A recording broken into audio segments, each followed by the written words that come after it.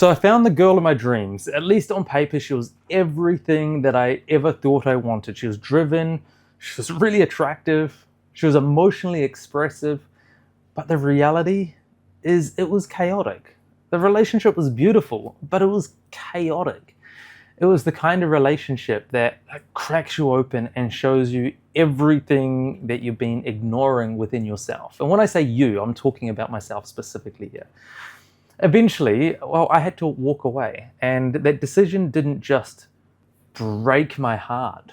It broke me open, broke open the part of me that I'd kept locked down for years. And it was through this, it was this time, it was the first time I realized I had no idea what I actually needed in a relationship. And now you might think, come on, Daniel, you run a business, you help people grow, surely you knew. But that's the thing. Us high achievers, us high performers, we know how to scale, we know how to win, we know how to perform, we know how to deliver, and dare I say it, we know how to over-function our way through life. But when you ask us, well, how do you want to feel in love? If you're finding value in this story, I'd love to invite you to hit the subscribe button. You'll be the first to receive more content just like this, honest, relevant, and here to support you on your journey. With every like, every follow, every comment, together we are succeeding in our mission and reconnecting the world with what matters most. And that's with, of course, each other. Thank you so much. What do you need to feel emotionally, to feel safe, to feel open, to feel alive? Usually it's met with a silence, because no one ever taught us that this is a skill. It's not just a side effect of finding the right person in life. So let me take you into the moment that so much changed for me. It was after that breakup. I was so shattered. I didn't want to admit it, but I was quietly asking myself, what's wrong with me? I remember sitting in a Bali cafe, staring into a cup of coffee. I wasn't even drinking it. I just had messaged this relationship coach and I asked him to connect. I told him, John, I think we need to talk. And we jumped on a call, and after a few pleasantries of how you're going and blah, blah, blah, he hit me with a question. He goes, Daniel, you've got your business values sorted, but what are your relationship values? And I went, oh yeah, cool. I've got that. Loyalty, honesty, respect. And he paused, and then he said something. He said something that I felt kind of burnt in the best way possible. He said, Daniel, those aren't values, mate. These are like a bare minimum to function as a human in a relationship. He said, what do you uniquely value in love? And to be honest, I didn't know. And it's not just because I hadn't asked that question yet, but because I had built a whole identity around achievement and external validation, like a whole performance of being. It was an external perspective rather than an internal experience. So that conversation changed everything, because it forced me to stop asking, what do I want in a partner?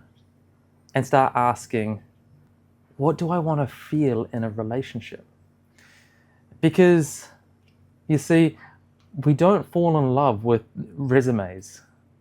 We fall in love with experiences. And this is true across all of life, by the way. But especially in relationships, you can date someone who ticks every box on your list.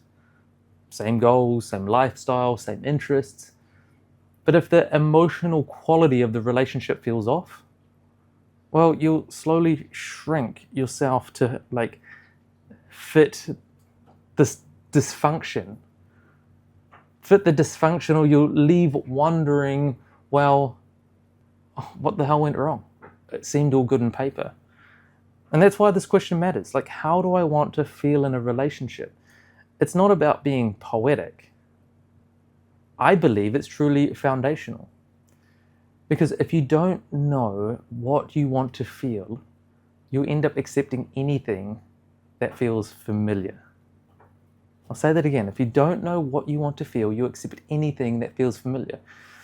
Even if what's familiar is disappointment, it's control, it's invisibility, it's emotional abandonment.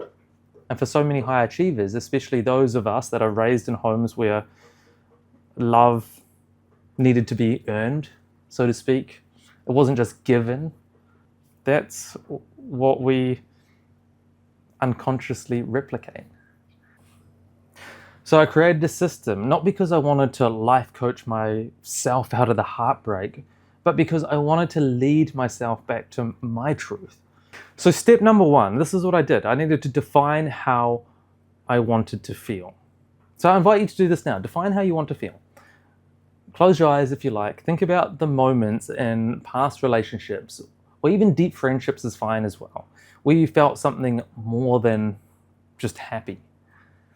Maybe it was moments that you really felt seen, moments that you really felt held, where you really felt respected, not for what you did or what you do, but for who you are when you're not doing anything. You're just being. For me, that looked like feeling playful and spontaneous. We could go off script and we didn't need permission. It could just be us. It was about feeling emotionally important. Like what I said truly mattered, especially the things that I didn't and don't say easily or often. I really wanted to feel like sexually alive, not just as an act, but as a current running beneath how me and my future partner moved through the world together. Now try this. Try flipping the perspective. What's the emotional wounds or situations that you never want to repeat? Maybe it's going back to your childhood or previous relationships, feeling small. Maybe it's walking on eggshells. Maybe it's being the only one initiating connection.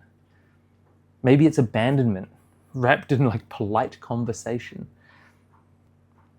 Once you imagine it, write it down and then ask yourself, specifically within the second part, what would you rather feel instead?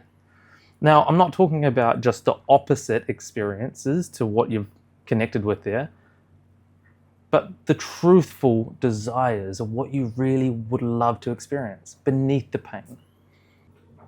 So step number 2 is identify the emotional conditions that activate those feelings, those experiences. Like this part is where we get really clear on how we actually feel those things, how we want to feel heard and why it's important. Like for example, when my partner leans in during a conversation, eye contact, genuine curiosity, she asks follow-ups. That's when I feel like I'm being heard. Not when she just agrees or not when she kind of engages a little bit. I want to feel playful and spontaneous. Like for me, this is booking a last minute motorbike adventure on a whim or role playing our first date at a restaurant just for fun. She doesn't know what's going on, but she kind of gets it and plays along. For these experiences that I want in a relationship, I'm not guessing anymore. I know the conditions, I know how to create them.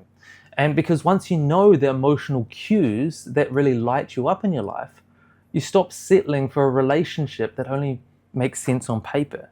You get to actually create this in your life. You get to touch in with how you come alive. So step number 3 is take radical responsibility for creating those experiences. Now, this is really the punchline. Most people stop and go, okay, well, after the last step, so I just need to find somebody who makes me feel that way. No, it's not about that. That would be avoiding responsibility. That would be relying on someone else to fill your cup. It's called codependency. If you outsource your joy, your aliveness, your sense of mattering in the world, you'll be forever waiting to be, well, picked, someone to select you, instead of choosing your experience for yourself. So the question becomes, how can I generate this feeling regardless of who is in the room? It doesn't mean that your partner is irrelevant, not at all. It just simply means to stop holding them hostage for your unmet needs. And this is so important. So here's what I did through this discovery of finding my criteria for how I want to feel in a relationship. When I wanted more passion, I led with it. I planned the playful moments. I made the cheeky moves. I set the tone. I put the vibe out there that I wanted to get back. And when I wanted to feel more heard, I practiced listening. I practiced listening better myself, so the relationship had a culture of presence and not just demanded. I didn't just demand for it, I didn't just ask for it. I was demonstrating it. I was showing how it is and what it is that I see as important. Because we don't teach others with our words. We train them with our way that we treat ourselves. And the moment I started doing that, I stopped attracting partners who needed me to perform or shrink for them and their experience. I started attracting a partner who could meet me where it is that I'm at and not need me to manage them. And this is when it gets really wild. I'd been single, like truly, intentionally single, for like 7 or 8 years, apart from the story I shared just at the start of the story, the 6-week volatility dream girl that triggered all of this. But before that, 6 or 7 years, 7, 8 years actually. Then just 3 weeks later, after doing this deep internal reflection work, I met someone who ticked every emotional box I'd written down. And it's not because I forced it. And it's not because I manifested it. I don't think it was even necessarily the law of attraction for the perfect person that I just made up. I believe it was because I became someone who could spot what was real and walk away from what wasn't. Because this is what my pattern was, is the chemistry could kick in and I would convince myself otherwise. And so following this pathway is what emotional leadership in relationships look like. It's not about being perfect. It's not about over-analyzing every date. It's really the simplicity of knowing your soul's criteria and having courage to lead with it. Even when it means walking away from something that looks good enough, especially when it looks good enough on paper. So my invitation is this. Stop searching for the one. Anyone that tells you to search for the one, I believe they're probably still struggling themselves.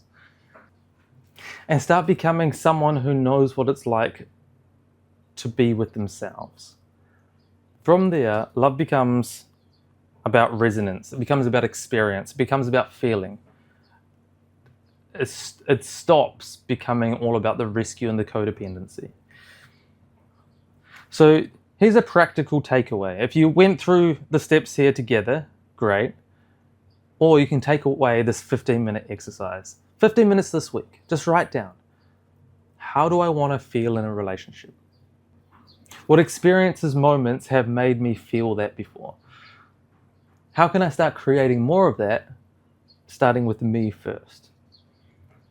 And if this lands with you, leave a comment. Share what you're learning.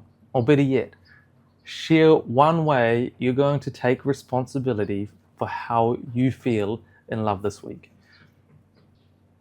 Because emotional leadership doesn't start with a therapist. It doesn't start with your partner.